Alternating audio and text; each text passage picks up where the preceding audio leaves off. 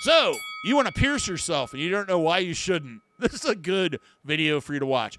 Professional versus DIY at-home piercings coming up next on Piercing Battles, episode number 10. For those that are new to the channel, welcome to the Body Piercing and Tattooing channel. Hope you're enjoying the videos. Hope you find them helpful and useful. But you may not know who I am. My name is DaVo. I'm a professional body piercer, and I have been since 1994. I own and operate the Axiom Body Piercing studio, located right here in Des Moines, Iowa, inside Skin Kitchen Tattoo. So what we're going to do is 5 rounds to kind of decide which is your best option. We're going to cover safety, cost, pain, healing, and support. Starting with round number 1, starting with professional piercer. A professional piercer has extensive cross-contamination prevention training and expertise. It's part of their life. They do it every single day. So the chances of touching this and then touching you and giving you hepatitis are a lot lower than you doing it at home, is what I'm getting at. Also, they have access to a thing called an autoclave. An autoclave is a sterilizer. Most people do not have those in their home. Next thing is access to the highest quality biocompatible jewelry. The reality is most of the stuff like the self-piercing kits and etc. is not the best jewelry out there and is usually made of substandard materials. The other thing is most of the high-quality manufacturers will not sell directly to consumers. They will only sell wholesale. They have access to sterile tools, jewelry, and equipment because it's a job and a business. Clean area. They have a clean area set aside just for piercing. Nothing else. They're not doing knitting there, eating food, watching television, watching the TikToks, preparing food, or letting the cat use the litter box. There is an area that is only used for that purpose.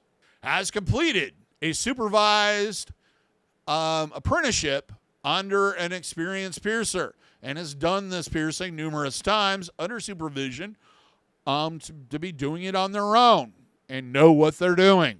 Has experience with a large variety of different anatomies and placement. Can read your body and know where the piercing should go and how it's going to work and look. Unlike you or a person who does 2 of these, they don't really have that complete knowledge of dealing with all those different types of anatomy. Lastly, they dispose of their medical waste through a certified medical waste disposable company. Basically, they make sure that it's disposed of safely, not just thrown in the trash. And now let's move on to DIY or self-piercing. Extremely limited cross-contamination prevention experience and training. Probably about all their mother has kind of told them about not touching things and washing their hands, and that's about it. Does not have access to a sterilizer or an autoclave. Has limited access to quality jewelry or biocompatible materials. As I mentioned earlier, self-piercing kits and etc. that you can buy on various different places online. Usually the equipment is the cheapest out there and the lowest standard. It's usually designed for one use. It's made of plastic. The needles are not really the best, and the jewelry that's included is usually the lowest quality that you can find on the planet. Kits and jewelry can be bought pre-sterilized. Basically, they're sterilized from the manufacturer or whoever's supplying it, and they're considered one usage, meaning you use it and then it's done. It's sterile up into the point where you open the packaging, but that kind of opens up a whole nother mess of worms if you don't know how to properly handle sterile equipment. The piercing area is used for various different activities. Like I said earlier, litter, cat litter for the cat to pee in and poop in. Where they do card games. Where they eat lunch. Where they prepare soups. Most people don't have a dedicated spot in their house where they can go, I'm only going to do piercing here. Doesn't have any training on proper placement or anatomy. Basically, it's all maybe self-taught. Maybe they watch some videos. But beyond that, there's no training whatsoever. Has no piercing training. I think that goes without saying. Other than maybe some help online stuff and a few videos, they really don't know exactly what they're doing and how to do it. Most contaminated items are just thrown in the trash. So I think it's simple to say that professional piercing 1, DIY or at-home piercing 0. Moving us on to the next round. Round number 2, cost. There's a higher cost for skilled workers. There's no way around that. If somebody has the expertise, they deserve a higher income. They have invested in becoming a piercer, and there are costs involved with that. There's overhead and et cetera. So it's going to cost more because they know what they're doing.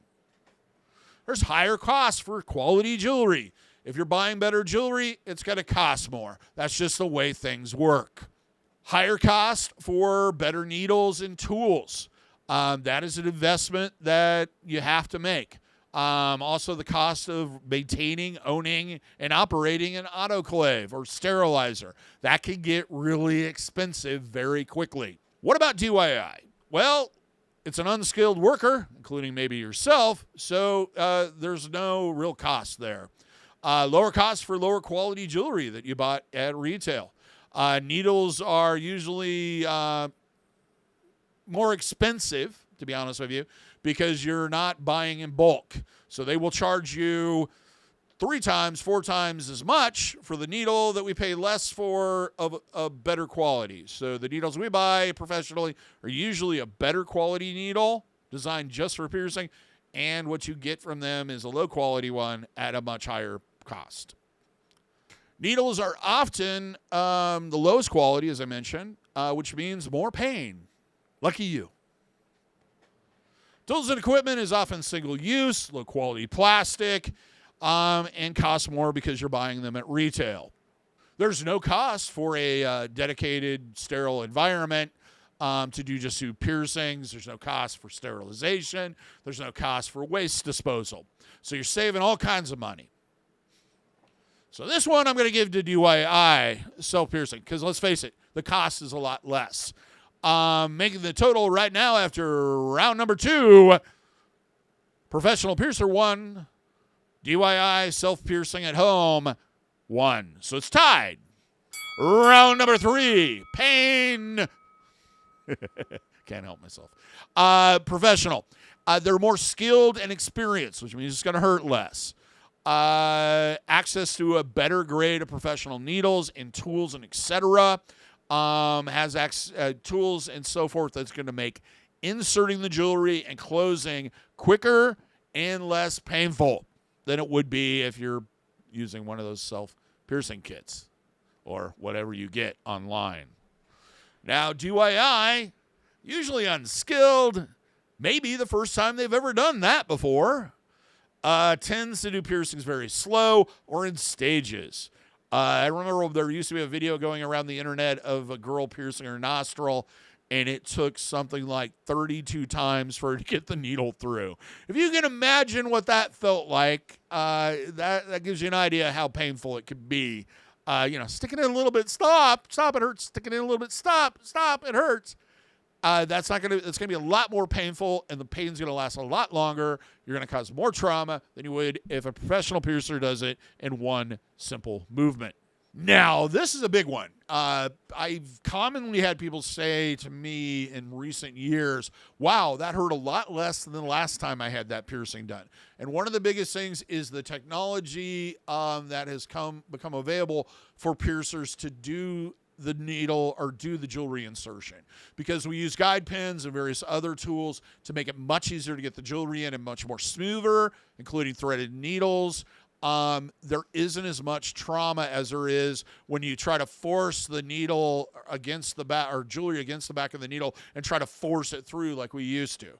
Most self-taught people, most people at home, they don't have access to all that stuff, so they do the old method, and that hurts more. No way around it. So that round number 3, goes to professional piercers, making the score 2 professional piercers. The DIY, do it at home, 1. Round number 4, healing. A professional piercer is going to give you aftercare instructions. They're going to give you a consultation. They're going to explain what you need to do. They're also going to give you written instructions and verbal, et cetera, on how to take care of it properly. They're probably going to give you access to the proper aftercare product that they suggest. It's kind of a one-stop for information, et cetera. They have an extensive knowledge of healing piercings themselves, but also helping other people through the healing process. They deal with it every single day. Has access, a professional piercer is going to have access to methods and information on how to heal a piercing out that is up to date, opposed to somebody who read a Reddit from 3 years ago.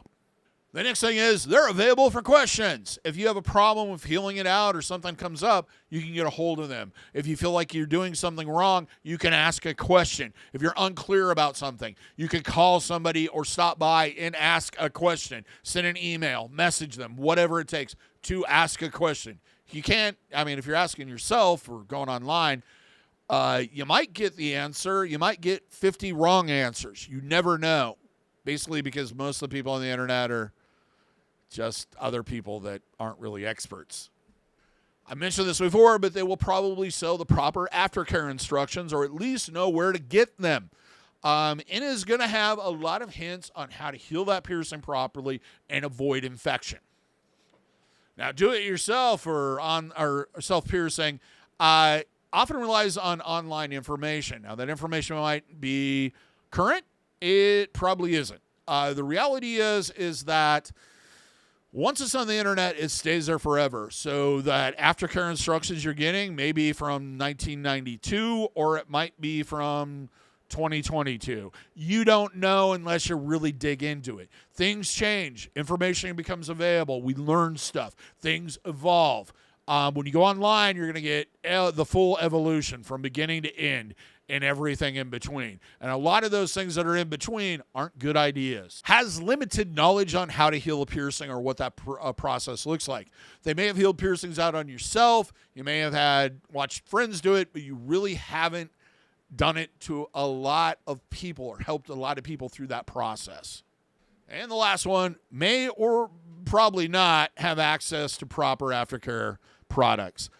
It's pretty widespread now that you get saline pretty much everywhere, but there are still parts of the world and parts of even the United States where you're not going to find that stuff. So they may not have access to proper stuff.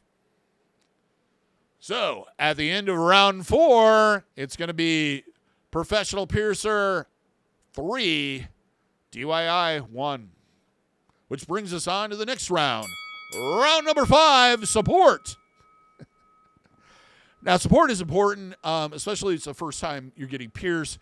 With a professional, they are available there to answer questions. They're available there if an issue comes up. They're available if the jewelry needs to be resized and help with getting the correct size and type and what's going to work best for you. They're going to be there to help change the jewelry and downsize it when it needs. They can help with solving issues with piercings because they've done it before. Knows the difference between infections, bumps, keloids, allergic reactions, and etc. Knows the difference between a grumpy heel, where the piercing is just kind of grumpy for one reason or another, migration, and rejection. DIY, self-piercing, piercing at home, whatever you want to call it, often relies on online information only. That's the only resource they have for them. That's who they reach out to. You're on your own, basically. If you have an issue come up, you can look on the internet as much as you want. There's various different sites where you can ask professionals, including leaving comments on my videos, but there's just so much we can do for you. You're pretty much on your own figuring out what's going on. And the only solution may require medical attention because you have no other resource, because you don't have a piercer you can go to and then go, oh, yeah, we'll try this and this and this. That's what's going on. I think this will solve the problem. Then you have the situation where a medical professional may or may not have a lot of knowledge about taking care of piercings. Might be very limited. Their answer may be, take it out, here's some antibiotics. If that doesn't clear up, get a hold of me in a week.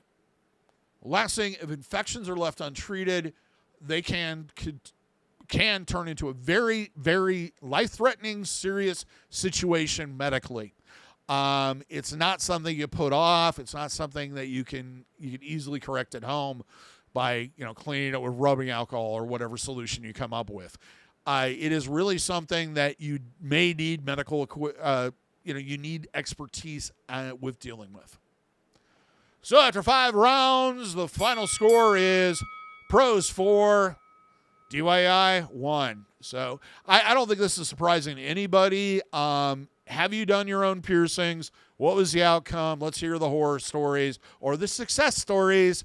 Leave a comment. Till next time, here's hoping all your piercings heal with ease and without a single issue. And if you're in the Des Moines, Iowa area, I'd love to see you for your piercing needs in the future. Have a good day, everybody. Take care, and we'll see you in that next video.